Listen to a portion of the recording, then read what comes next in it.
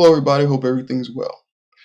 Now, as you can see, this article only further confirms what we've been talking about previously about how they can transfer over consciousness into new bodies, whether it be entities from lower dimensions or these priests um, that are working in the higher forms of our government.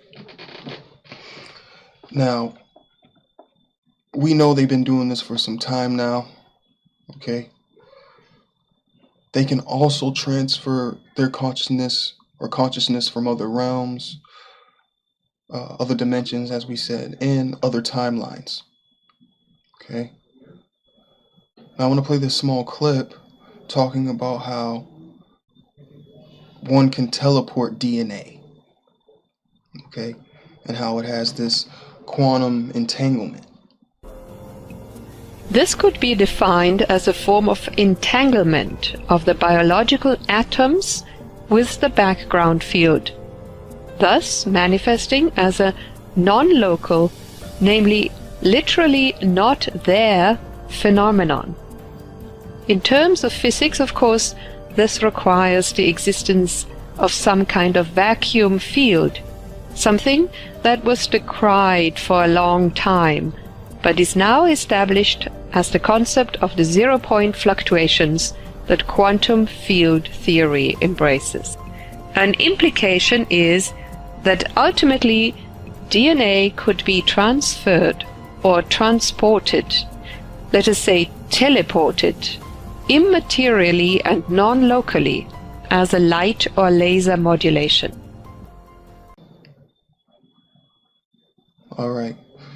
So as you can see, they've been transferring certain entities over from certain dimensions, and these priests who are running the show, as you know, the Anunnaki. Okay. Now I want to show this article right here of a professor a university instructor believes that space aliens are breeding with humans. Now, when we talk about this, as we said, if they're transferring certain entities' consciousness over to these new bodies, okay, and let's say they mate with a regular human, then yes, they would be breeding with an alien, okay, or as you say, an extraterrestrial. All right. So if a being from another dimension inhabits a body that was created for them, and they mate with a regular human being, they would be mating with a non-human species, which is happening. Okay. Now, they did create a human pig embryo in the lab as well.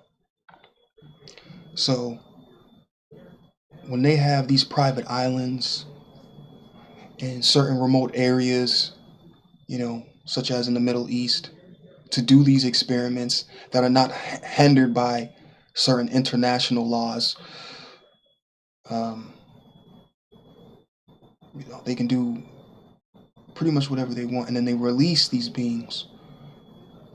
There's a reason why you don't hear about it, because again, all of the media is controlled by the same people who are doing the experiments. It's all compartmentalized. All right, we already talked about this before. All right. Now, there's mass cloning chambers and human hybrid experiments underground. The Japanese, as you can see here, is an article talking about how they hatched an egg outside of the shell. Okay, so we no longer need the womb, all right, to create certain beings, create new bodies, etc. Now, most people probably heard about this already, a test tube baby. You know, make jokes about that. Okay? But this is what's going on. And when we talked about the mass cloning in my video, our non-human entity, our crop circles, prime directives from non-human entities. It talks about how there's going to be 21, the population increased to 21 billion. Remember, I talked about how most of those were going to be clones. Okay, this is how they're going to do it. This is how they're going to mass produce it. All right. Which again is already happening. Small scales are releasing into the public. People are probably having families with clones.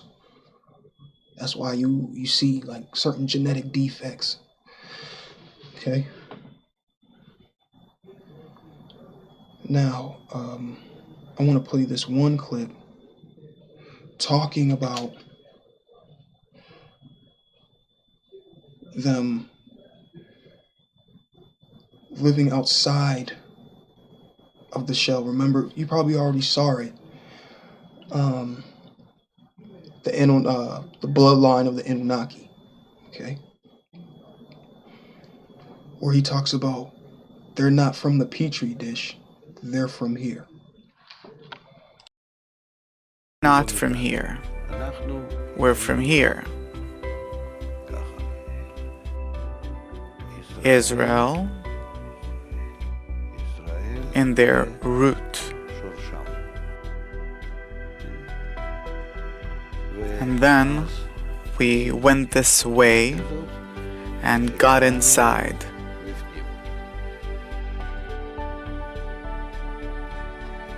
By the shattering of the vessels.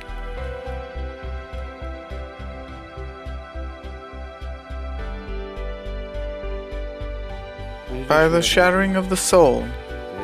And now I want to talk about this comment that was left on the video of the clip you just saw. A great comment by Masterpiece. It says here, I think maybe the first beings to exist on our realm was the reptilians. Now, when people talk about the reptilians, I just think of the people, the Naga, which is those who mastered the Kundalini energy. And maybe later on, the vibration changed, and they were removed from the womb of anima, thus living on the outer ring. And now they created avatars to dominate a place they once existed, but can't.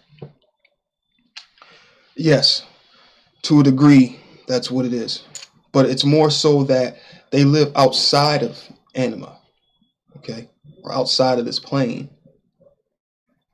Because as we know, the Kali Yuga is the rise and fall. Energy rises, energy falls. They're not going through that evolution of it. So they won't feel certain, empathy and things of that nature, as you can see what's going on in the world right now. So they're not they won't go through the golden age, silver age. They're outside of that. They're excluded from that. Okay. And when we talk about them making avatars to dominate this realm, these are beings outside of the realm or beyond the stars who can transfer just a part of their consciousness into these avatars to rule higher parts of governments and things of that nature. Okay. Now I want to show this clip right here of a Ashkenazi talking about how one of the priest genes, okay, were found in Africa. Okay. So like I told you, there's a group of high priests who are transferring their consciousness, probably into multiple bodies, also using different entities probably promising them bodies to feel what it feels to be a quote unquote a physical being, because certain entities don't have that uh, ability to go to the highest high or the lowest low. That's what makes the human soul special, and that's why we say you were founded in chaos.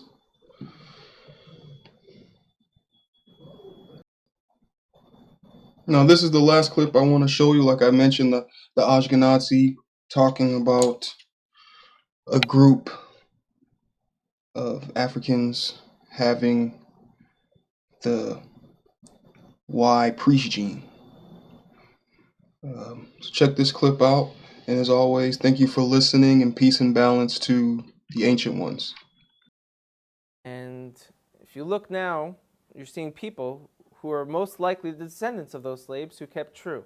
I like to bring up a few specific examples because they're going to be game changers. One of them wrote letters to Israel when it became a state. And they said, we're Israelites out in Africa. You know, everyone laughed at them and they said, African Israelites, these people are just trying to jump on the first world country bandwagon. They're living in a third world country. They got nothing. We're coming to Israel. We got innovation, technology. So they're trying to get on this train because there's such a thing called the right of return. All descendants of the Jewish people from around the world are able to move to Israel. So they said we are also. And everyone kind of laughed at them, like I said. And a few people took it serious and went out there and started studying them, learned about their culture. And a professor from Duke University went out there and did DNA testing on them. And he showed not only do they share Semitic genes from people who were in Yemen and back to the Middle East, these gentlemen, a large percent of them, have the Y chromosome to be Kohanim, to be priests. Now, if anyone who doesn't know, a priest is a specific family clan of the nation of Israel who come from Aaron, the brother of Moses, who was the first priest. And anyone descended from Aaron has the status title priest.